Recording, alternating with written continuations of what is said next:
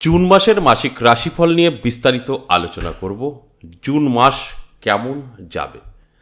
এই জুন মাসের চারটে গ্রহের কিন্তু গোচর হতে চলেছে। এই চারটে গ্রহের গোচর কি ফল দেবে তার উপরে ভিত্তি করেই কিন্তু এই জুন মাসের মাসিক রাশিফল আমি আলোচনা করব। আমি প্রত্যেকটা মাসিক রাশিফলেই বলি যে গ্রহের গোচরের উপরে নির্ভর করে আলোচনাগুলো করা হয়। যদি গ্রহের গোচর শুভ ফল দেয় তো শুভ, অশুভ ফল দিলে অশুভ। সেই রাশি আমি তাদের কিন্তু সতর্ক করি যে আপনার জন্য ভালো, আপনার জন্য খারাপ।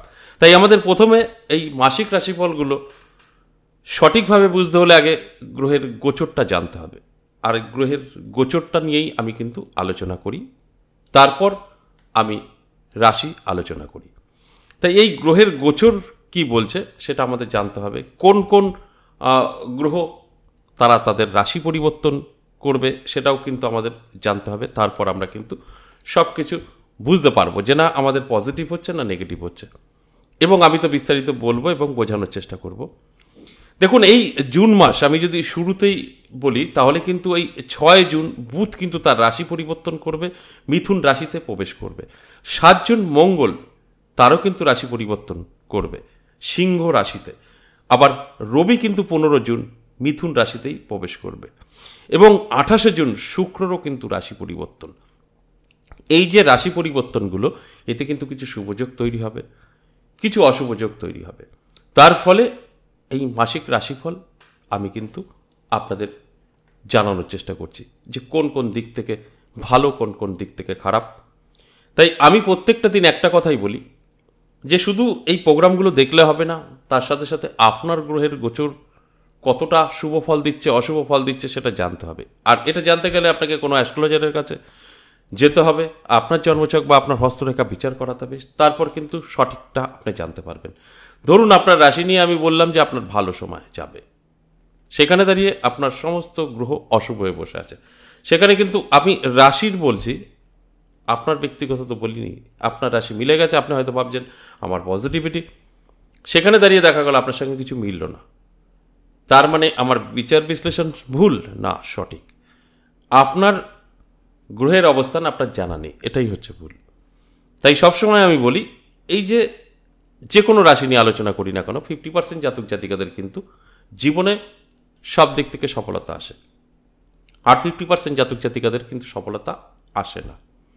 এই দিকগুলো কেন আমরা ঠিকঠাক মতো মিলিয়ে নিতে পারি না, মানে আমরা রাশিটা জানতে পারছি কিন্তু আমাদের নিজের পার্সোনাল গ্রহের অবস্থানটা জানতে পারি না, সেখানে দাঁড়িয়ে আমরা কিন্তু পিছিয়ে থাকি।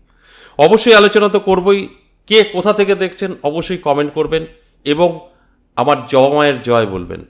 তাতে কিন্তু আপনার অনেক বাধা বিঘ্ন কেটে যাবে। যারা আমার প্রোগ্রাম অনেক দিন ধরে দেখেন তারা জানেন আমার জবা মায়ের একটা পজিটিভিটি আছে, সেই পজিটিভিটিটা সবচাইতে ভালো আপনি বুঝতে পারবেন বা ফিল করতে পারবেন কখনো যদি এই 10 মহাবিদ্যা কালীবাড়ি আসতে পারেন। তাই কে কোথা থেকে দেখছেন অবশ্যই কমেন্ট করে বলবেন আপনার জায়গার নাম, এবং জবা মায়ের জয় কমেন্ট করতে ভুলবেন না, তাতে কিন্তু আপনারই ভালো হবে। যতবার জবা মায়ের জয় বলবেন, যত কমেন্ট আসবে, আপনার কিন্তু অনেক বাধাবিঘ্ন কাটবে। কোনো রকম এখানে আপনাদের ভুল বোঝানো হয় না, যেটা বাস্তব সেটাই বলা হলো। অবশ্যই সঙ্গে থাকুন, আমি বিস্তারিত আপনাদের নিয়ে আলোচনা করব এবং বোঝানোর চেষ্টা করব। তার আগে আমার সাথে কিভাবে যোগাযোগ করবেন সেই বিষয়টা একটু বলে নিই। আপনাদের জানা আছে, তা সত্ত্বেও বলছি।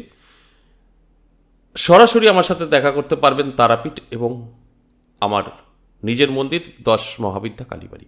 তারাপীঠে পেয়ে যাবেন ইংরেজি মাসের শুরু এবং শেষ। এই মে মাসে আপনারা পেয়ে যাবেন 30-31 তারিখ।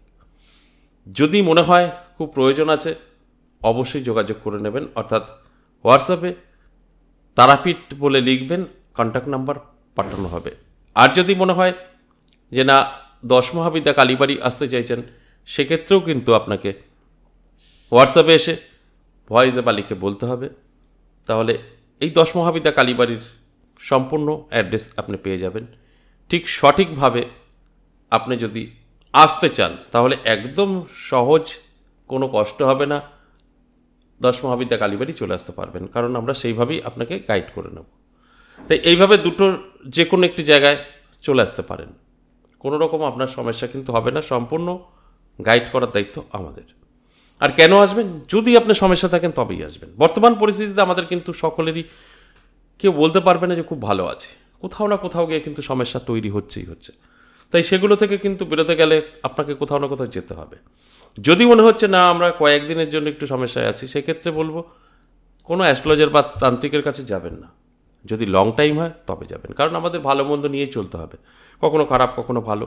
লং টাইম হয়ে গেলে তখন কিন্তু আমাদের প্রয়োজন কোথাও যাওয়া। সেক্ষেত্রে আমি বলবো অবশ্যই কোনো আপনার পরিচিত বা আপনার জায়গায় ভালো লাগে তার কাছে অবশ্যই যেতে পারেন। যদি মনে হয় আমার কাছে আসবেন, অবশ্যই সেটাও আসতে পারেন। এই দুটো জায়গায় যে কোনো একটি জায়গায় সরাসরি আসলে পরে আপনার নেগেটিভিটি আমি কাটিয়ে দিতে পারবো, অনেক কিছু বুঝতে পারবো। অনলাইন এগুলো সম্ভব না, তাই অনলাইনটা এখন বন্ধ আছে।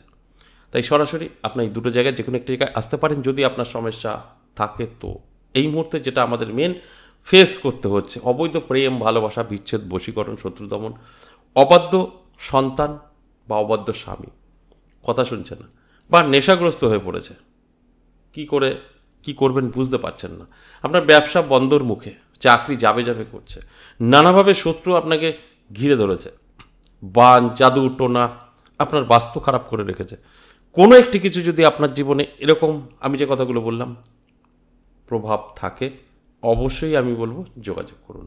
100% কিছু হয় না, 50% রিলিফ পাবেন। 100% আপনার এর থেকে বেরিয়ে আসতে পারবেন আমি কখনো বলবো না, 50% রিলিফ পাবেন, এটা আমি সবসময় বলি, এটা সম্ভব। অবশ্যই যে কথাগুলো বললাম ভালো করে বুঝবেন, ভালো করে নিজেকে প্রশ্ন করবেন, তারপর যে কোনো একটা সিদ্ধান্ত অবশ্যই নিতে পারেন, বীরনগর বা তারাপীঠ। তুলারাশির জাতক জাতিকাদের এই জুন মাস মধ্যম থাকবে। তুলারাশির জাতক জাতিকাদের উদ্দেশ্যে বলবো অবশ্যই আপনার আর্থিক দিক থেকে অনেকটাই শক্তিশালী থাকবেন, আর্থিক দিক থেকে আপনাকে অনেকটাই মজবুত তৈরি করবে। কে করবে? অবশ্যই এখানে দেবগুরু বৃহস্পতির একটা বড় ভূমিকা থাকবে এবং শুক্রের ভূমিকা থাকবে। তাই সুখ শান্তি এবং ধনসম্পদ বৃদ্ধি আপনার কিন্তু হতে পারে। আমি আর একটা কথা ছোট্ট করে বলে নিই, আপনারা যারা সমস্ত তুলারাশির জাতক জাতিকারা দেখছেন, এরকমটা কখনো ভাববেন না যে যত তুলারাশি আছে সকলের সাথে মিলবে, সম্ভব না। এগুলো এইভাবে দেখবেন আপনার কতটা গ্রহ সাপোর্ট করছে তার উপরে মিলিয়ে সেটা সাকসেস হতে পারে। কারণ সেম রাশির প্রত্যেকেরই গ্রহ নক্ষত্র সমান থাকে না, এগুলো বোঝার বিষয় আছে। তাই এই যে তুলারাশির জন্য আমি বলবো ইনকাম ভালো থাকবে, যথেষ্ট ইনকামের দিক থেকে কোনো রকম সমস্যার কারণ নেই। আপনাদের আটকে থাকা কাজগুলো ক্লিয়ার হবে, কারণ সময় ভালো চলছে। যারা চাকরি করছেন, চাকরির জায়গায় নড়বড়ে হয়ে গেছে, নানা রকমভাবে চাপে আছেন, বদনাম সমালোচনা, সেখান থেকে বেরিয়ে আসতে পারবেন, চাকরির জায়গাটা অনেকটা ভালো হবে এই জুন মাস। এগুলো তো পজিটিভ, ভালো, এ তো নেগেটিভ কিছু নেই, আপনার জন্য যথেষ্ট শুভ সময়। তাই আমি বলবো শুভ সময়গুলো শুভ কাজে তো ব্যবহার করতে হবে, সেটাই আমার জানানোর উদ্দেশ্য। সম্পূর্ণ চলার দায়িত্ব কিন্তু আপনাদের। তাহলে দেখবেন আমি যে কথাগুলো বলছি আপনারা কিন্তু সবটাই কন্ট্রোল করে নিতে পারবেন নিজের হাতে। যদি আমরা জানতে পারি আমাদের ভালো কিছু আছে, সেটা তো আমরা আমাদের জীবনে অ্যাপ্লাই করতেই পারি, তাহলে তো পজিটিভ অবশ্যই থাকছে। দেখুন, স্বাস্থ্য নিয়ে আমি যদি বলি, আপনার কিছুটা সমস্যা স্বাস্থ্যের কারণে হতে পারে। তাই শরীরের যত্ন নিতে হবে, রিচ খাবার থেকে দূরে থাকতে হবে, তবেই কিন্তু ভালো থাকবেন। তা না হলে কিন্তু এই জুন মাস আপনার স্বাস্থ্য কিছুটা সমস্যায় ফেলতে পারে, অর্থ নষ্ট করতে পারে স্বাস্থ্য খারাপের কারণে, বা আপনার কর্মেও বাধা দিতে পারে স্বাস্থ্যের কারণে। তাই চাইলে আপনি এটাকে আটকাতে পারবেন, এটা সম্ভব। আমরা যদি চাই আমাদের জীবন থেকে নেগেটিভিটি সরাতে পারি, এটা ভয় পাবার কিছু নেই। তবে যারা স্টুডেন্ট আছেন, পড়াশোনা করছেন, তাদের জন্য যথেষ্ট শুভ। বেকারত্ব যারা ভোগ করছেন, বেকার হয়ে বসে আছেন, তাদের বলবো খুব একটা ভালো কিন্তু এই জুন মাস থাকছে না। তবে চেষ্টা তো আমাদের করতেই হবে, চেষ্টা করতে হবে, কোনো না কোনোভাবে সাকসেস আসতেও পারে। তবে চেষ্টা আমাদের জীবনে কিন্তু রাখতে হবে। যেরকম এই মাসে লাভ রিলেশন ভীষণ ভালো থাকবে, লাভ রিলেশন নিয়ে কোনো কথা হবে না, যে কোনোভাবেই হোক না কেন। আপনি যদি চান তো সারা জীবনের জন্য একত্রে থাকতে পারবেন, অর্থাৎ বিবাহ পর্যন্ত নিতে পারবেন। আপনাদের দিকেই কিন্তু সাথ আসবে, হয়তো শুরুতে হবে না, পরে কিন্তু এটাই আপনার জন্য সাকসেস। তাই আমি বলবো অবশ্যই আমার কথাগুলো শুনে একটু নিজের সাথে মিলিয়ে নিয়ে চলার চেষ্টা করুন। অনেকটা দেখবেন ভালো থাকতে পারবেন, অনেক কিছু বুঝতে পারবেন। শুধু সমস্যা কিছুটা হতে পারে বিবাহিত জীবনে কোনো তৃতীয় কোনো ব্যক্তির আগমন হয়ে যেতে পারে, এই জায়গাগুলো একটু মাথায় রেখে চলতে হবে। দাম্পত্য পারিবারিক সুখ শান্তিতে কিছুটা সমস্যা তৈরি হতে পারে, অন্যান্য দিক থেকে কিন্তু খুব একটা খারাপ সেটা বলা যাবে না। এবার যাওয়ার আগে ছোট্ট একটা কথা বলি আপনাদের। এই সোশ্যাল মিডিয়ায়